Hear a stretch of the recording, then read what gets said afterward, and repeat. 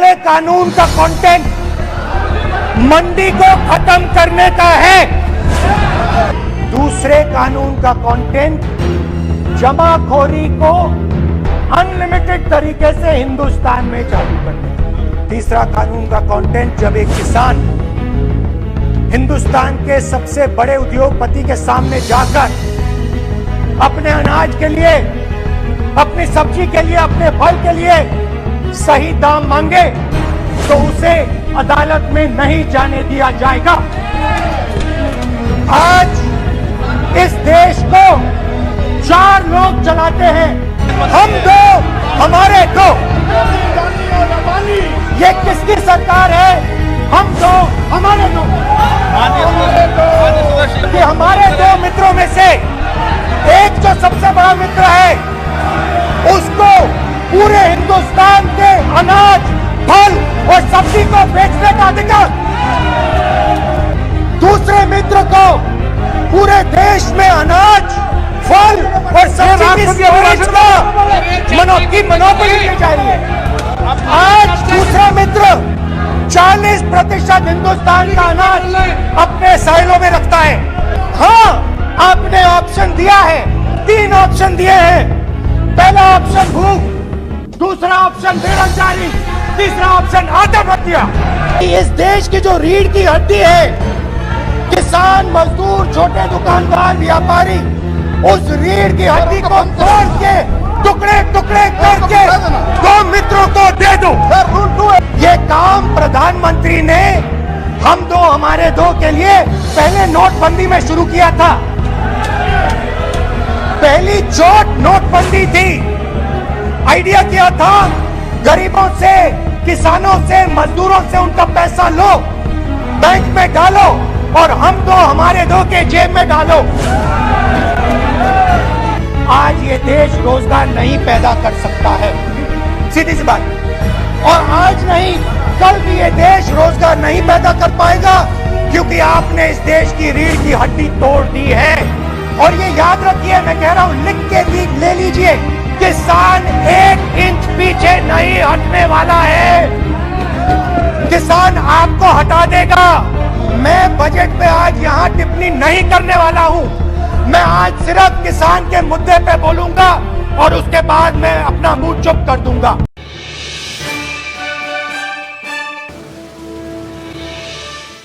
प्रधानमंत्री जी ने अपने भाषण में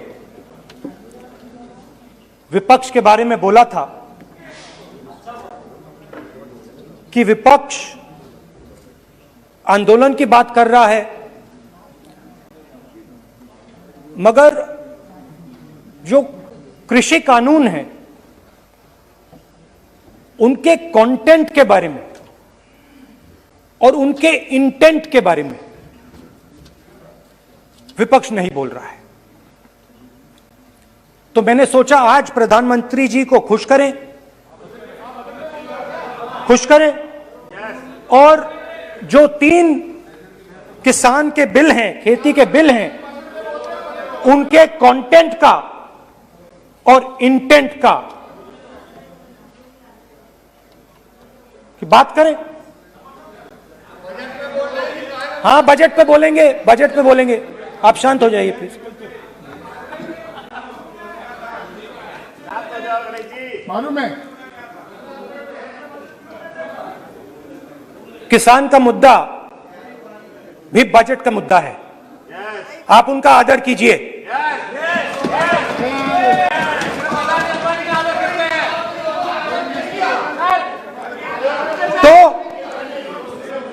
तो बात है कि इन 3 कानूनों का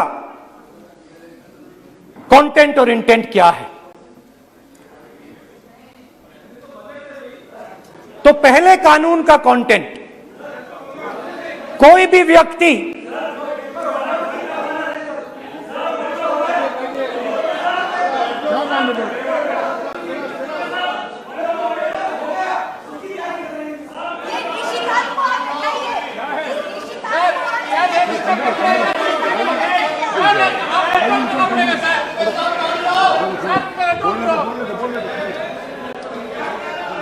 तो पहले कानून का कंटेंट क्या है? पहले कानून का कंटेंट है कि कोई भी व्यक्ति देश में कहीं भी कितना भी अनाज, सब्जी, फल खरीद सकता है। जितना भी खरीदना चाहता है खरीद सकता है। तो अगर खरीदी देश में अनलिमिटेड खरीदी होगी तो मंडी में कौन जाएगा? मंडी में कौन जाके खरीदेगा? तो पहले कानून का कंटेंट मंडी को खत्म करने का है। इसका लक्ष्य मंडी को खत्म करने का है। दूसरे कानून का कंटेंट क्या है कि बड़े से बड़े उद्योगपति जितना भी अनाज, जितना भी फल, जितनी भी सब्जी स्टोर करना चाहते हैं वो स्टोर कर सकते हैं। कोई लिमिट नहीं, जितना वो होल्ड करना चाहते हैं कर सकते हैं। दूसरे कानून का कंटेंट एसेंशियल कमोडिटीज एक्ट को खत्म करने का। दूसरे कानून का कंटेंट जमाखोरी को अनलिमिटेड तरीके से हिंदुस्तान में चालू करने का। अब तीसरा भी कानून है। तीसरा कानून का कंटेंट जब एक किसान हिंदुस्तान के सबसे बड़े उद्योगपति के सामने जाकर अपने अनाज के लिए, अपनी सब्जी के लिए, अपने फल के लिए सही दाम मांगे तो उसे अदालत में नहीं जाने दिया जाएगा। तीसरे कानून का कंटेंट आपको याद होगा,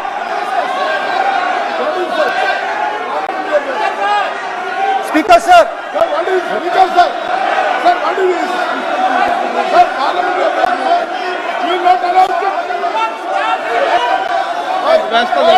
डरते क्यों? सुनो, तू हिलिया सुन अपने स्पीकर सर, दादा स्पीकर सर, आप बजट, फैमिली प्लानिंग का, आप बजट पर बात,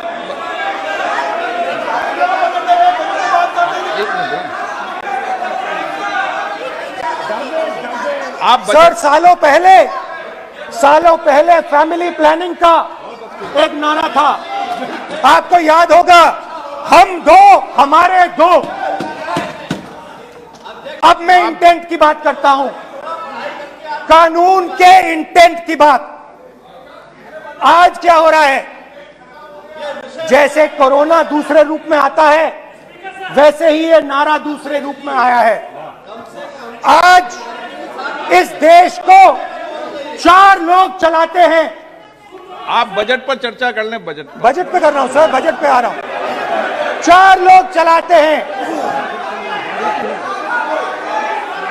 हम दो बता दिया और हमारे दो।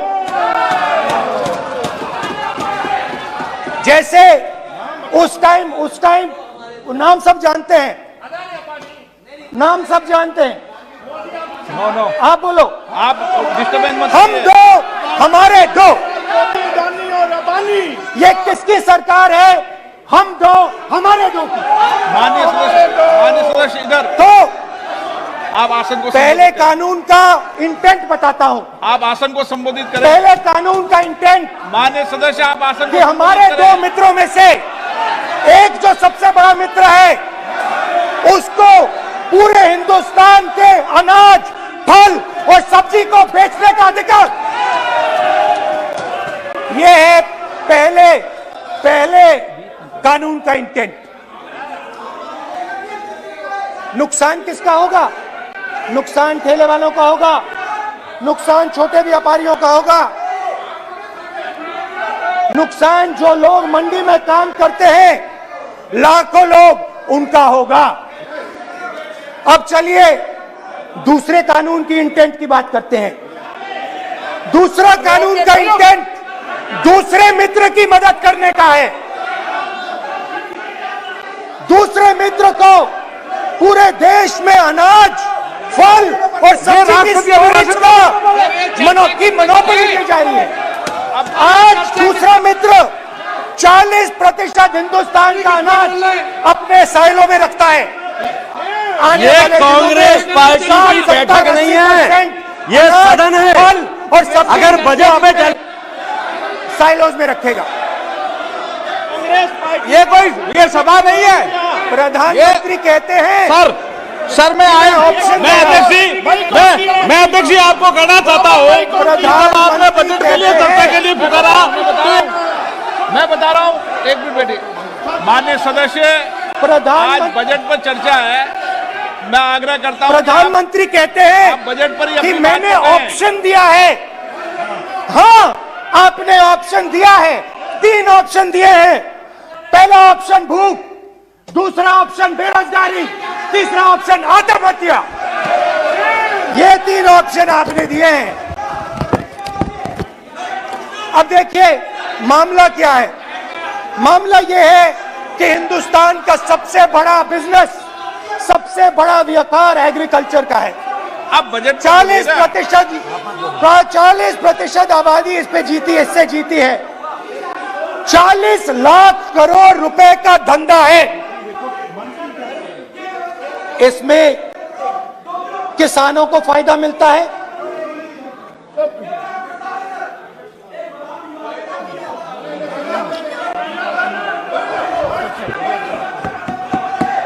तो दूसरे कानून का थोड़ा मैं इंटेंट समझा देता हूं। दूसरे कानून का इंटेंट है, पानी दो, पानी गिर जाएगा, पानी दो।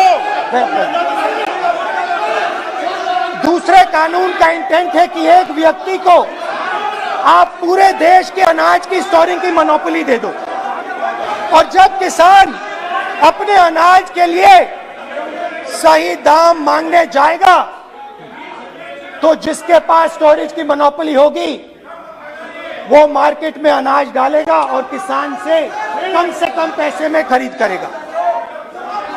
और जब वही किसान कंज्यूमर बन के अपना ही माल खरीदने जाएगा तो वही व्यक्ति अपने गोदाम से जब बजट पे चर्चा है सर, बजट पे चर्चा है, राष्ट्रपति अभी भाषण पे आपने चर्चा समाप्त कर दी, प्रस्ताव पास करके राष्ट्रपति जी को भेज दिया। अब उसी पे चर्चा करके राष्ट्रपति जी का भी और आपका भी अपमान कर रहे हैं सर। ये आपका भी अपमान कर रहे हैं, सदन का भी अपमान कर रहे हैं सर। कि इस देश की जो रीढ़ की हड्डी है, किसान, मजदूर, छोटे दुकानदार, व्यापारी, उस रीढ़ की हड्डी को तोड़ के टुकड़े टुकड़े करके 2 मित्रों को दे दो। Sir rule 218, sir rule 218 sir rule. Sir the debate on appropriation bill shall be restricted. The debate on appropriate bill shall be restricted to the matters of the public importance or administrative clausely employed in the grants covered by the bill which have not already been raised while the relevant demands of grants were under consideration. I would like to remind him that he should restrict his speech to the budget. Number 2, and he is claiming that 40% of the groceries and other things, vegetables, they are kept in Adani's and Ambani's place. Let him prove that. Where from? He should place it on the table. He should place it on the table. Where can he get all these documents? Where statistics कहाँ से आए? इसको authenticate करना है. Record में नहीं जाएगी। चलिए बैठिए। आप बोलने दे रहे क्या? सर आपने माइक बंद कर दिया। बोलने दीजिए। बैठिए। माइक बंद कर दिया सर आपने। सर बैठिए। आप क्यों डिस्टर्बेंस कर? आप बोलने दीजिए ना। आप कोई रूल बता रहे हैं क्या? आप कोई रूल बता रहे हैं? अधीर रंजन जी, अधीर रंजन जी, अधीर रंजन जी को बता जाए।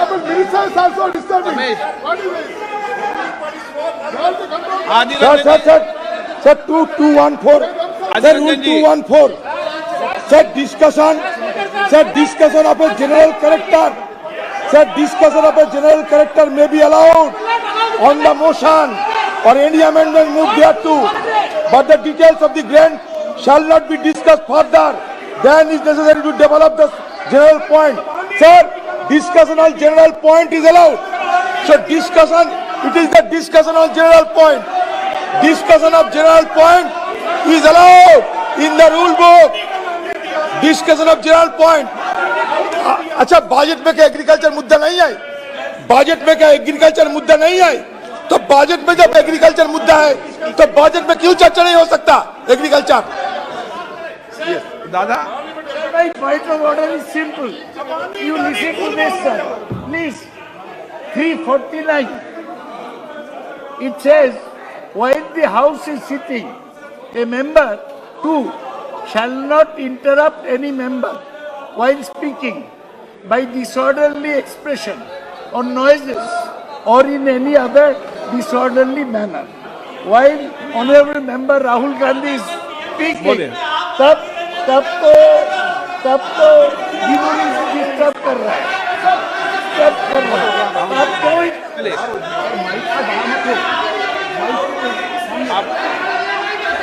आज ये क्या कल नहीं था क्या? कल नहीं था?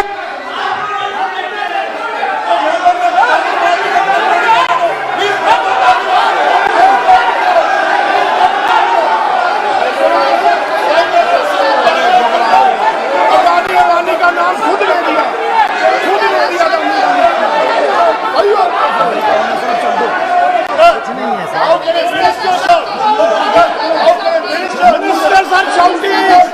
मंत्री शोर डाल रहे हैं, मंत्री, ऐसा कभी हुआ नहीं, मंत्री भाग रहे हैं, रूल बुक ढूंढ रहे हैं। अरे क्यों घबराते हैं? अभी तो बोले ही 5 मिनट है, अभी तो बोले ही 5 मिनट है।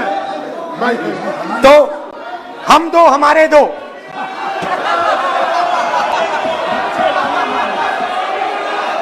वो आपको याद होगा, वो फोटो होती थी 4, हम दो हमारे दो।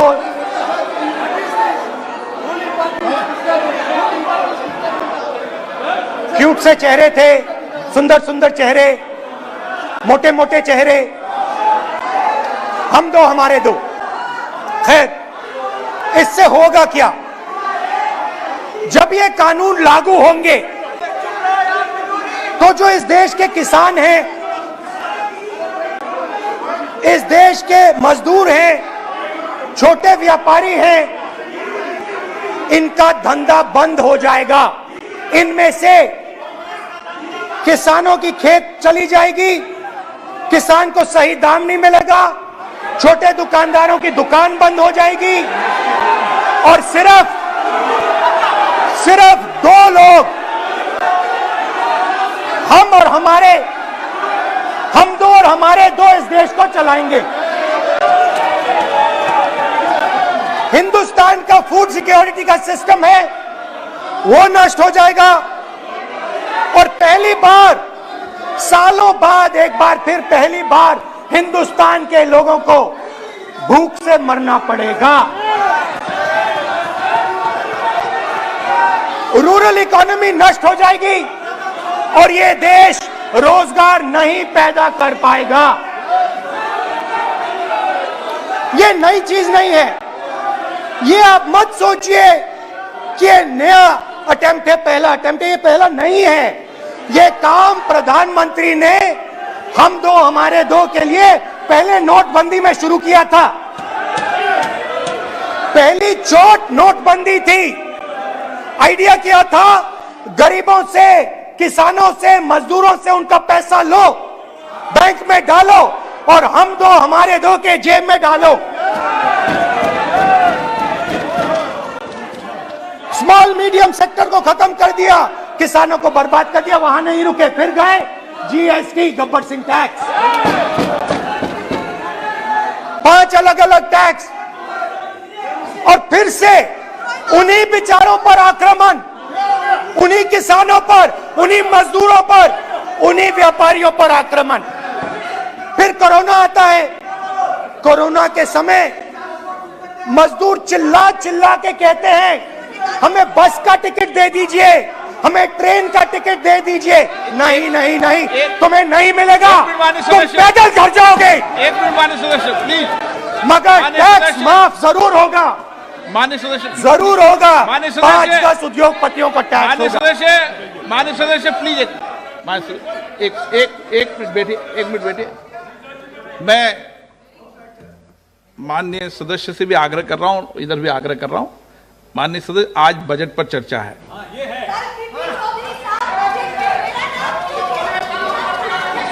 चलो चलाओ। मैं आ रहा हूं सर बजट पे, सर मैं आ रहा हूं बजट पे। मैं सर 5 मिनट में बजट पे आ रहा हूं। मैं फाउंडेशन लगा रहा हूं अभी, फाउंडेशन।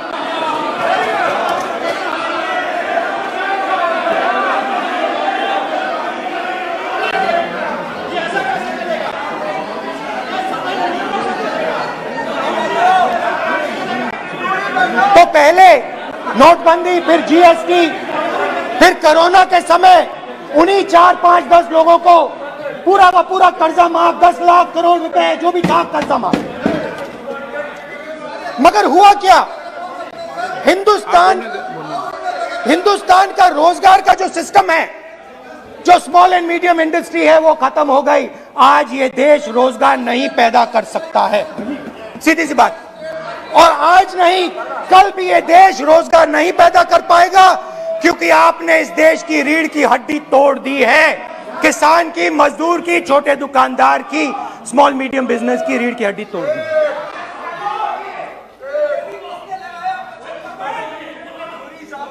मगर ये मत समझिए कि ये किसानों का आंदोलन है। ये किसानों का आंदोलन नहीं है। आपको बात अभी समझ नहीं आई है। ये देश का आंदोलन है।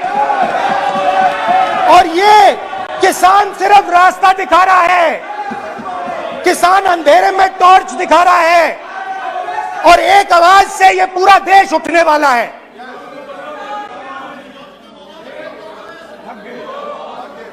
पूरा देश एक आवाज से हम दो, हमारे दो के खिलाफ उठने जा रहा है।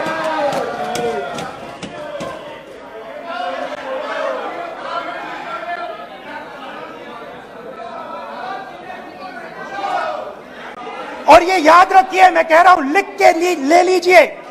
आप सोचते हो कि हिंदुस्तान के किसान को, मजदूर को, छोटे दुकानदार को अपने पैसे से, अपने धन से परे कर सकते हो, ये आप सोचते हो। आप ये सोचते हो। आप लिख के ले लो मुझसे, किसान 1 इंच पीछे नहीं हटने वाला है। किसान आपको हटा देगा, मजदूर आपको हटा देगा, छोटा दुकानदार आपको हटा देगा, मगर वो पीछे 1 इंच नहीं हटने वाला। आपको कानून वापस लेना ही पड़ेगा। अब बात करते हैं बजट की। जब बजट पर बातचीत करने की बात उठी थी, प्रेसिडेंट एड्रेस पे बात करने की बात उठी थी,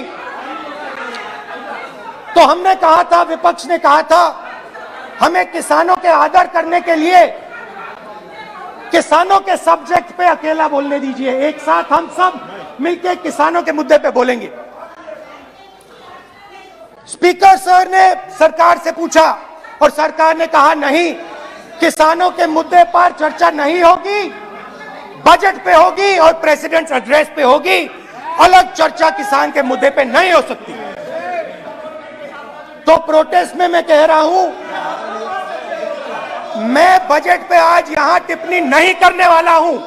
मैं आज सिर्फ किसान के मुद्दे पे बोलूंगा और उसके बाद मैं अपना मुंह चुप कर दूंगा। अंत में मैं कहना चाहता हूं कि जो 200 किसान शहीद हुए, उनको इन लोगों ने श्रद्धांजलि नहीं दी। मैं सब सांसदों से कहना चाहता हूं, मैं अपने भाषण के बाद 2 मिनट शहीदों के लिए मौन रहूंगा। आप मेरे साथ खड़े हो जाइए। धन्यवाद।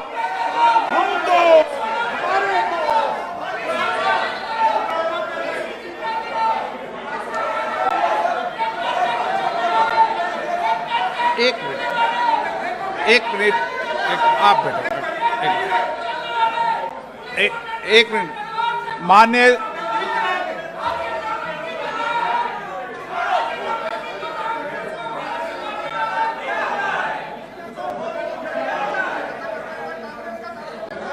माननीय सदस्यगण, प्लीज बैठिए, माननीय, प्लीज बैठिए। अगर आप चाहते हैं गरीब हर वंचित इंसान की आवाज आप तक पहुंचे तो हमारे चैनल को सब्सक्राइब करें और बेल आइकन का बटन दबाना ना भूलें। देखते रहिए बहुजन हलचल न्यूज।